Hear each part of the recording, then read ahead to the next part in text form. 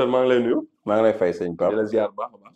garabu xay lañ bëggoon xam njariñam maanaam ci wàllu faj ak wér-gu-yaram ak jëfandikoo bi nan dosage bi ak yu demee noonu voilà. waaw xay moom Pape garab la bu bëri njariñ ci wàllu médecine. Seulement nag dafa wex parce que xaw a wex mais dafa wex. donc ku koy utiliser ba boo nga xam ko bu baax nu ñu koy utiliser. baax na ci wàllu mystique. parce que dafa ñëpp xam nañ ko. xay moom buñ ko doon lim njariñ yi suba ba ngoon duñ fi jógee. mais dañ ciy joxe quelque rek ñetti njariñ ba ñeent. baax na. xay Pape baax na ci yaram buy xasan. ñi amee yaram buy xasan. waaw suñ ko baxalee wala ñu xooj ko jël ndox moomu di ko sangoo. dina baax si ñoom. ñi amee yaram mu xasan tamit siti moo koy def. xay baax na ci siti. mais moom tuuti nga ciy def ba mu oyof ba mu bañ a wex parce que dafa wex. nga di ko naan waaw dafa wex. nga di ko naan moom it baax na ci siti. baax na ci siti waaw baax na ci siti baax na ci lépp loo xam ne dermatome wàllu yaram la. muy ay góom ak yu demee noonu. baax na ci boo gisee sax ñu bëri dañuy defar saabu xay. parce que loolu lay def saabu xay day dindi cat mais saabu xay aussi day defar lépp loo xam ne góom la wala picc wala yu demee noonu.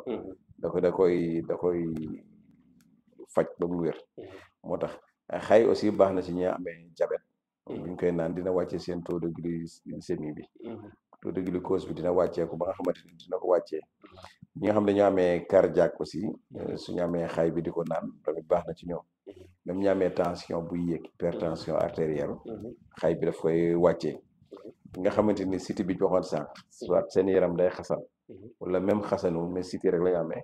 suñ koy utiliser tamit yàlla mën na leen ci defal njëriñ. defal leen ci saafara. ñi nga xamante ni dañu amee li ñuy wax incontinence urinaire. ñi nga xamante ni tey bu ñuy saw. mënuñu téye seen saw. suñuy jëlee xaay bi di ko naan. yàlla mën na def loolu dañ. ñi amee prostate aussi. suñu amee xay di ko naan mën na dem ba saafara prostate boobu. ñi amee rhumatisme. muy tànk yuy metti wala yu demee noonu ndig yu metti yu demee noonu. mën na dem ba nga xamante ni xay bi daf koy dindi. ñi amee impuissance sexuelle parce que am na ñoo xam ne daanaka ci xay lañ koy fajee. ci bëri mën na ko dindi. am dañu am tële. ci seen wàllu sëy ak yu demee noonu. ñi nga xam ne dañu amee infection vaginale mooy jigéen ñi nga xam ne dañu amee perte blanche yu demee noonu. suñ ko amee di ko raxasoo seen kanam tamit baax na ci. ba ci ñi amee drépanocytose. suñuy am li ñuy wax xay. di ko naan baax na ci. kon xay yooyu yëpp daf koy saafara. macha allah. mais li ci xaw a nekk tuuti rek mooy ñaari affaire benn bi mooy wex na lu ma ne xaw na wex na. bi ci des mooy nit ki bu koy naan tamit mën na koy yamal muy saw lu bari. muy tuur ndox lu bari. loolu de warta garaaw. waaw warta garaaw parce que day raxas moom day raxas lu bari. surtout nit bu amee diabète di ko jël.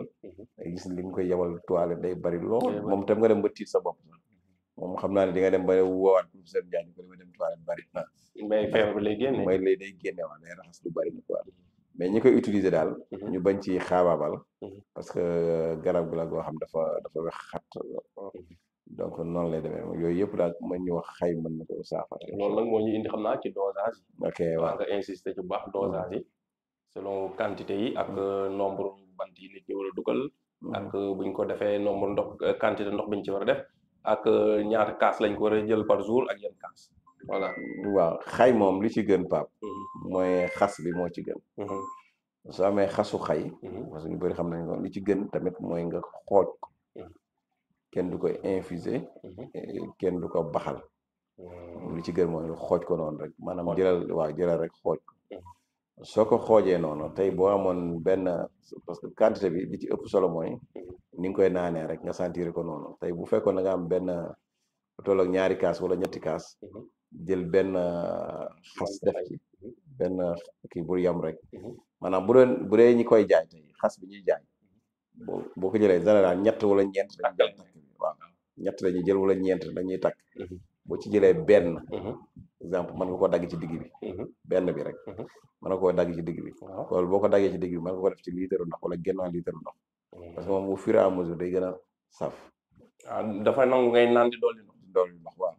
wala su waxee su fekkee xel li nga kaas gis ni weex na. ndox nga diluer ko li ñuy wax diluer mooy nga rax ko. ba nga xamante ni yow boo koy naan dina xaw a oyof ci yow. nga naan ko mais moom it lu tolloo kaasu ataaya dañ ciy naan doy na suba ngoon 2 fois par jour. 2 fois par jour waaw parce que su baree rek day indiwaat yeneen jàngoor. d'accord donc noonu lañ koy utiliser quoi incha allah. loolu yaakaar naa kon leer na. macha allah kon professeur ñu ngi lay remercier. di jox rendez-vous ñi ñuy seetaan vidéo bi di ñëw nga xam ne dinañ ñëw ci huile saab. d'accord voilà incha allah incha allah jërëjëf.